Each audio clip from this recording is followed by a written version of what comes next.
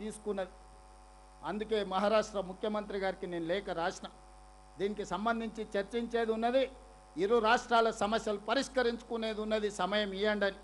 మహారాష్ట్ర ముఖ్యమంత్రి గారు ఇంతవరకు స్పందించలే. మరి మహారాష్ట్ర ముఖ్యమంత్రి గారు ఎందుకు స్పందిస్తలేరో నాకు అర్థం కాలే. వారం క్రితం నరేంద్ర మోడీ దేశ ప్రధానమంత్రి గారు ఒక సూచన చేశారు. అంతర్రాష్ట్ర జల వివాదాలను ఆయా రాష్ట్రాల ముఖ్యమంత్రులు సామరస్యంగా చర్చించుకొని వాటిని పరిష్కరించుకోండి అని వారు సూచన చేశారు. మరి వారి సూచన ప్రాతిపదికన మహారాష్ట్ర ముఖ్యమంత్రి గారికి నేను లేఖలు రాస్తా ఉన్నా. దయచేసి వేదిక మీద నుంచి ఫడ్నవీస్ గారికి నా విజ్ఞప్తి, తుమ్మిడిఎట్టి ప్రాజెక్టు నిర్మాణంలో ఉన్న అంతరాలను అవాంతరాలను తొలగించడానికి తక్షణమే ముఖ్యమంత్రుల లెవెల్లో సమావేశానికి మీరు సమయం ఇవ్వండి. మీరు మాకు సమయం ఇవ్వకపోతే ఆ సమస్య తీవ్రంగా మారుతుంది. ఆ సమస్య తీవ్రంగా మారినప్పుడు ఆదిలాబాదు జిల్లా ఉప్పెనే కదులుతుంది. ఆదిలాబాదు జిల్లా ఇక్కడ ఉండే తండాలలో, గూడాలలో, మారుమూల పల్లెల్లో ఉండే రైతాంగం ఉప్పెనే కదిలితే అది మహారాష్ట్రకే సమస్యగా మారుతుంది. ఆనాడు ఆ సమస్య వచ్చినప్పుడు ఫడ్నవీస్ గారు మీరు గుర్తుపెట్టుకోండి, ఈ తెలంగాణ ప్రాంతం నిర్లక్ష్యం చేస్తే, అవమానం చేస్తే ఊరుకోదు. ఇవాళ ఈ వేదిక మీద నుంచి ముఖ్యమంత్రిగా మహారాష్ట్ర ముఖ్యమంత్రి గారికి విజ్ఞప్తి చేస్తున్న సవినయంగా మా బాధను, మా ఆవేదనను, మా అవసరాన్ని మీరు అర్థం చేసుకోండి. ఇవాళ తుమ్మిడిఎట్టి దగ్గర ప్రాజెక్టు నిర్మించుకుంటే ఆదిలాబాద్, కరీంనగర్, నిజామాబాద్, మెదక్ జిల్లా వరకు లక్షలాది ఎకరాలకు నీళ్లు అందించడానికి, శ్రీపాద ఎల్లంపల్లి నింపుకోవడానికి, లక్షలాది ఎకరాలకు నీళ్లు ఇచ్చుకోవడానికి ఉపయోగపడుతుంది. ఎత్తిపోతలు అవసరం లేదు, విద్యుత్ అవసరం లేకుండానే గ్రావిటీతో మాకు నీళ్లు వస్తాయి. మా ఇంత తీవ్రమైన సమస్య మీద దాదాపుగా 1 సంవత్సరం నుంచి నేను ప్రయత్నం చేస్తున్నా, వారితో మాట్లాడడానికి, చర్చించడానికి, సమయం అడగడానికి. కానీ మహారాష్ట్ర ముఖ్యమంత్రి గారు స్పందించడం లేదు. మిత్రులు పాల్వే హరీష్ బాబు నా మిత్రుడే, కానీ తెలంగాణ పార్టీ వచ్చినప్పుడు నేను కాంగ్రెస్ అనొచ్చు, మిత్రుడు బీజేపీ అనొచ్చు. కానీ నీళ్ల విషయంలో, సమస్యల విషయంలో, రైతాంగ సమస్యల్ని పరిష్కరించాలనుకుంటే పాల్వే హరీష్ కూడా ఆదిలాబాదు బిడ్డనే, ఈ ప్రాంత ప్రజల పక్షాన నిలబడతాడు, మహారాష్ట్ర సమస్యను పరిష్కరించుకోవడానికి ప్రయత్నం చేస్తాడు. ఈరోజు నేను కిషన్ రెడ్డి గారికి, కేంద్ర మంత్రికి విజ్ఞప్తి చేస్తున్నా, మీ భుజాల మీద గురుతరమైన బాధ్యత ఉన్నది. మీరు తెలంగాణ రాష్ట్రం నుంచి పార్లమెంట్ సభ్యుడిగా కేంద్ర ప్రభుత్వంలో మీరు ఉన్నారు.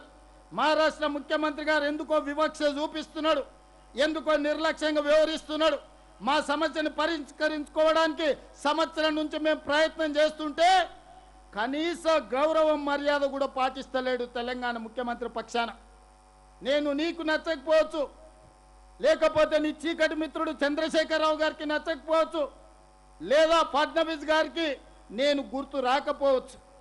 కానీ నేను లేవనెత్తుతున్న సమస్య తెలంగాణ 4 జిల్లాల లక్షలాది రైతాంగ సమస్య.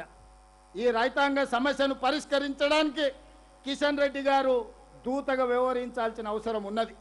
మీరు మాట్లాడండి కిషన్ రెడ్డి గారు, నాకు బేసిజాలు లేవు, నాకు పంతాలు పట్టింపులు లేవు, నేను మీ ఇంటికి వస్తా, మీతో మాట్లాడతా, మీరు నన్ను తీసుకెళ్ళండి మహారాష్ట్ర ముఖ్యమంత్రి దగ్గరికి.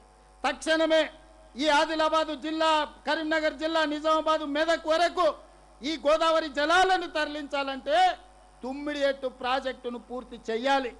తుమ్మిడిఎట్టి ప్రాజెక్టును పూర్తి చేయాలి అని అంటే ఈనాడు ఆ ప్రాంతంలో ఉన్న ఒక 1500 ఎకరాల భూసేకరణకు మహారాష్ట్ర ప్రభుత్వం సహకరించాలి. నేను అడుగుతున్న కిషన్ రెడ్డి గారిని, ఆనాడు పోలవరం ప్రాజెక్టు నిర్మాణానికి ఆంధ్రప్రదేశ్కి అడ్డంకి అవుతుందంటే తెలంగాణలో ఉన్న ఖమ్మం జిల్లాలో ఉన్న 7 మండలాలని కాదు, లక్షలాది మంది తెలంగాణ బిడ్డల్ని ఆంధ్రప్రదేశ్కు అప్పచెప్పింది మీరు కాదా? ఆంధ్రప్రదేశ్లో పోలవరం కట్టడానికి లక్షలాది ఖమ్మం జిల్లా వాసులను 7 మండలాలను ఆంధ్రప్రదేశ్కు అప్పచెప్పిన నరేంద్ర మోడీ గారు, మీరు మహారాష్ట్రలో ఒక 2000 ఎకరాల భూమి మాకు ఇప్పించలేరా? మేము ఊర్లు అడగలేదు, మేము మనుషులను అడగలేదు, అక్కడ మునుగుతున్న భూములను అడిగినాం. మీరు ఎంత అడిగితే అంత ఇస్తామని చెప్పినాం. మీడియా మిత్రులకు కూడా నేను విజ్ఞప్తి చేస్తున్నా, ఆ భూసేకరణకు సంబంధించి ఎంత ఖర్చైనా మేము ఇస్తాం. మా రైతుల కోసం మేము ఎంత ఖర్చునైనా వెనకాడకుండా ఇస్తాం. కానీ 2000 ఎకరాల మహారాష్ట్ర భూమి ముంపును ఈరోజు మహారాష్ట్ర ప్రభుత్వం ఆమోదించదనే నెపంతో ఈరోజు తుమ్మిడిఎట్టి ప్రాజెక్టును కట్టనీయడం లేదు. ఇది ఏమైనా సమంజసమా అని నేను అడుగుతున్నా. మా ప్రాంతాన్ని 7 మండలాలను ఆంధ్రప్రదేశ్కి అప్పచెప్పారు. లక్షలాది కుటుంబం లక్షలాది ప్రజల్ని ఆంధ్రప్రదేశ్లో కలిపేసింది. మేము మనుషులను ఊర్లను అడుగుతలేము. 2000 ఎకరాల భూమిని మాత్రమే అడిగిన మేము ప్రాణహిత చేవెళ్ళ ప్రాజెక్టు తుమ్మిడి ఎత్తి దగ్గర నిర్మించుకోవడానికి. మా ఇంత చిన్న సమస్యను ప్రధానమంత్రి గారు కిషన్ రెడ్డి గారి దృష్టికి వస్తలేదా? తెలంగాణ రాష్ట్ర ముఖ్యమంత్రి అంటే ఇంత చిన్న చూపు అవసరమా అని నేను అడుగుతున్నా ఈనాడు కిషన్ రెడ్డి గారిని. తెలంగాణ రాష్ట్ర ముఖ్యమంత్రిగా పదే పదే మేము మాట్లాడుతున్నా, మేము అంశం లేవనెత్తుతున్నా, మహారాష్ట్ర ముఖ్యమంత్రి గారికి లేఖలు రాస్తుంటే మీరు ఒక్కసారైనా స్పందించే ప్రయత్నం చేస్తలేరు. అసలు మీ ఆలోచన ఏందని నేను అడుగుతున్నా. మీ ఆలోచన ఏందో తొందరలోనే తేలుతుందని కూడా కిషన్ రెడ్డి గారికి నేను హెచ్చరిక జారీ చేయదలుచుకున్నా. మిత్రులారా, నేను ఏదైనా పంచాయతీ కావాలన్నా పరిష్కారం కావాలన్నా అంటే నేను పరిష్కారం కోరుకుంటా. నాకు చివరగా సమస్య పరిష్కారం కానప్పుడే నా సమస్యను పరిష్కరించుకోవడానికి అవసరమైతే పంచాయతీకైనా నేను సిద్ధమైతా. దీంట్లో మహారాష్ట్ర ముఖ్యమంత్రి ఉన్నాడా లేకపోతే కేంద్ర మంత్రి కిషన్ రెడ్డి ఉన్నాడా నేను ఎవరిని లెక్క చేయను. I don't care anyone. నాకు 4 కోట్ల తెలంగాణ ప్రజల యొక్క హక్కులే ఆదిలాబాదు, కరీంనగర్, నిజామాబాద్, మెదక్ ఈ ప్రాంతంలో ఉండే రైతాంగ సమస్యలే నాకు ముఖ్యం. అదేవిధంగా ఈనాడు ఈ ప్రాంతంలో ఉండే ఇతర సాగునీటి ప్రాజెక్టులు అర్ధాంతరంగా ఆగిపోయిన వాటిని, మీతో మొదలుపెట్టని వాటిని జూపల్లి కృష్ణారావు గారికి నేను సూచన చేస్తున్నా. స్థానిక శాసనసభ్యులందరినీ మీరు కూడగట్టుకోండి, వాళ్ళని అడగండి. ఈ ప్రాజెక్టులకు అవసరమైన అనుమతుల నిధులను ఇచ్చే బాధ్యత తెలంగాణ ప్రభుత్వం తీసుకుంటుంది. ప్రత్యేకంగా వాటి మీద దృష్టి పెడతా అని నేను చెప్తున్నా. అదేవిధంగా నిన్న మన మిత్రులు బస్సు యాత్ర చేసిరు, సంతోషం. రైతులు కష్టాలలో ఉన్నప్పుడు అండగా ఎవరైనా చేయొచ్చు. ప్రతిపక్షాల బాధ్యత అది. నేను అభినందిస్తున్నా.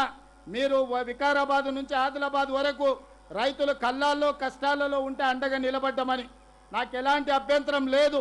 కానీ ఈనాడు ఇప్పటికే 62 లక్షల వడ్లను క్వింటాలు మనం సేకరించినాం. దాదాపుగా ఇంకొక 10-15 లక్షలు వస్తాయంటున్నారు. వాటన్నిటిని కూడా సేకరిస్తాం.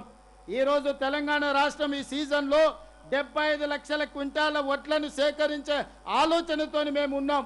మరి 75 లక్షల వడ్లను కేంద్ర ప్రభుత్వం కొనాలి. ప్రహ్లాద్ జోషి గారిని ఎన్నిసార్లు కలిసినా, పంజాబ్కి ఇచ్చినా, హర్యానాకి ఇచ్చినా, ఇతర రాష్ట్రాలకు ఇచ్చిన ప్రాధాన్యత తెలంగాణ రాష్ట్రానికి ఇవ్వడం లేదు. జూన్ 15 తారీఖు లోపల మా వడ్ల సేకరణ కార్యక్రమం పూర్తి అవుతుంది. ఇవాళ ఆదిలాబాద్లో మొక్కలు అధికంగా వచ్చినాయి. మొక్కజొన్నలు అత్యధికంగా పండిరు. గతంలో 4-5 లక్షల రాష్ట్రంలో పండితే ఈసారి మొక్కజొన్నలు 40 లక్షల క్వింటాలు పండినాయి. జొన్నలు పండినాయి. ఈరోజు పొద్దుతిరుగుడు పువ్వు పండింది. ఇవన్నీ రాష్ట్ర ప్రభుత్వం సేకరించింది. మరి కనీసం మద్దతు ధర ప్రకటించిన కేంద్ర ప్రభుత్వం మనం కొన్న వడ్లు మొత్తం కొనాలి, మనం కొన్న మక్కలు కొనాలి, మనం కొన్న జొన్నలు కొనాలి, మనం కొన్న పొద్దుతిరుగుడు పువ్వు కొనాలి. ఇవి కొనకుండా మేము కనీస మద్దతు ధర ప్రకటించినామంటే ఎన్కొట్టుకో పెద్ద ఆయనే చెప్పిండు, సత్రంలో పెట్టే ఉచిత భోజనానికంట నెల్లూరు పెద్దారెడ్డి రికమెండేషన్ లెటర్ రాసిండంట. సత్రంలో పెట్టేదే ఉచిత భోజనం, దానికి నెల్లూరు పెద్దారెడ్డి రికమెండేషన్లు అవసరం లేదు. ఇవాళ కిషన్ రెడ్డి గారు కూడా గట్లనే మాట్లాడుతుండు. కేంద్ర మంత్రి అయ్యా, మీరు కేంద్రం కొనుగోలు చేయాలి, కేంద్రం కొనుగోలు చేయకపోతే మేము కొనుగోలు చేసిన వడ్లు, మక్కలు, జొన్నలు, పొద్దుతిరుగుడు ఇత్తులు ఏడబొయ్యాలని నేను అడుగుతున్నా. అందుకే ఈనాడు కిషన్ రెడ్డి గారికి విజ్ఞప్తి చేస్తున్నా, తక్షణమే తెలంగాణ రాష్ట్ర ప్రభుత్వం సేకరించిన వడ్లు, తడిసిన ధాన్యంతో సహా కేంద్ర ప్రభుత్వంతో కొనిపించాలి. మా మొక్కలు, మా జొన్నలు, మా పొద్దుతిరుగుడు ఇత్తనాలు కేంద్ర ప్రభుత్వం కొనుగోలు చేయాల్సిందే. ఆ బాధ్యత కిషన్ రెడ్డి గారు తీసుకోవాల్సిందే. ఒకవేళ కిషన్ రెడ్డి గారు ఆ బాధ్యత తీసుకోకపోతే జూన్ 15 తారీఖు తర్వాత మీ పార్టీ ఆఫీస్ దగ్గరనో మీ ఇంటి దగ్గరనో తీసుకొచ్చి అవి పోయడం జరుగుతుంది. కేంద్ర ప్రభుత్వం మీద యుద్ధమే ప్రకటించడం జరుగుతుందని నేను ఈ సందర్భంగా కిషన్ రెడ్డి గారు చెప్పదలుచుకున్నా. ఈ రైతుల అనాథలు కాదు, తెలంగాణ రైతులు దిక్కులేని వాళ్ళు కాదు, తెలంగాణ రైతుల పక్షాన గొంతు విప్పే గలమే లేదని మీరు అనుకుంటే అది మీ అమాయకత్వమే. ఈనాడు ఈ తెలంగాణ రైతాంగం పక్షాన వాళ్ళ సోదరుడు రేవంత్ రెడ్డి నడుం బిగిస్తాడు. జూన్ 15 తర్వాత మీరు వడ్లు ఎట్లా కొనరో, మక్కలు ఎట్లా కొనరో, జొన్నలు ఎట్లా కొనరో, పొద్దుతిరుగుడు ఇత్తులు ఎట్లా కొనరో మీ సంగతి తేలుస్తా అని చెప్పి కిషన్ రెడ్డి గారికి సవినయంగా నేను విజ్ఞప్తి చేస్తున్నా. మిత్రులారా, ఈనాడు మహారాష్ట్రతోని సాగునీటి ప్రాజెక్టుల సమస్య పరిష్కారం జరగాలన్నా ఈరోజు మనం కొన్న వడ్లు తడిసినవైనా మిగతావైనా మొక్కలైనా ఈ ఇత్తనాలు కొనాలన్నా లేకపోతే ఈ ధాన్యం కొనాలన్నా కేంద్ర ప్రభుత్వం ముందుకు రావాలి. కేంద్ర ప్రభుత్వం ముందుకు రావాలంటే పెద్దలు కిషన్ రెడ్డి గారు బాధ్యత తీసుకోవాలి. కిషన్ రెడ్డి గారు బాధ్యత తీసుకోకపోతే తెలంగాణలో తిరగడానికే కిషన్ రెడ్డి గారికి సమస్య అవుతుందని నేను ఈ వేదిక మీద ఉన్న వారికి సవినయంగా నేను విజ్ఞప్తి చేస్తున్నా. అందుకే మిత్రులారా, ఈ వేదిక మీద ఉన్న ప్రజాప్రతినిధులకు, ఇక్కడికి వచ్చిన ప్రజలకు ఈరోజు కనీసం మీడియా మిత్రులు ఆలోచన చేయాలి. కనీస మద్దతు ధర ప్రకటించి ఒక గింజ కూడా మేము కొనమంటే కుదరదు. ఇది కేంద్ర ప్రభుత్వం బాధ్యత. సేకరించి అందించాల్సిన బాధ్యత రాష్ట్ర ప్రభుత్వాన్ని, కొనుగోలు చేయాల్సిన బాధ్యత కేంద్ర ప్రభుత్వాన్ని. అందుకే ఈనాడు కేంద్ర ప్రభుత్వాన్ని డిమాండ్ చేస్తున్నాం. తెలంగాణ రాష్ట్రం నుంచి 75 లక్షల క్వింటాల వడ్లను కొనాల్సిందే. 20 లక్షల క్వింటాళ్ళు మొక్కజొన్న కొనాల్సిందే. మీరు అదే విధంగా జొన్నలు కొనాల్సిందే, పొద్దుతిరుగుడు ఇత్తనాలు కొనాల్సిందే. ఏవేవైతే కేంద్ర ప్రభుత్వం కనీసం మద్దతు ధర ప్రకటిస్తుందో వాటన్నిటిని రాష్ట్ర ప్రభుత్వం సేకరించి కేంద్ర ప్రభుత్వానికి సరఫరా చేస్తుంది. వాటిని కొనుగోలు చెయ్యాలి. కొనుగోలు చెయ్యకపోతే జూన్ 15 తారీఖు తర్వాత ఖచ్చితంగా కార్యాచరణను ప్రకటిస్తాం. అందుకే మిత్రులారా, ఈనాడు ఆదిలాబాద్ బిడ్డల అనుమతి నేను తీసుకుంటున్నా. మీరందరూ ఆలోచన చేసి నాకు మద్దతు ఇవ్వండి. తుమ్మిడిఎట్టి దగ్గర గోదావరి జలాల మీద ప్రాజెక్టు నిర్మించాలనా వద్దా? మీరు నిర్మించాలి అంటే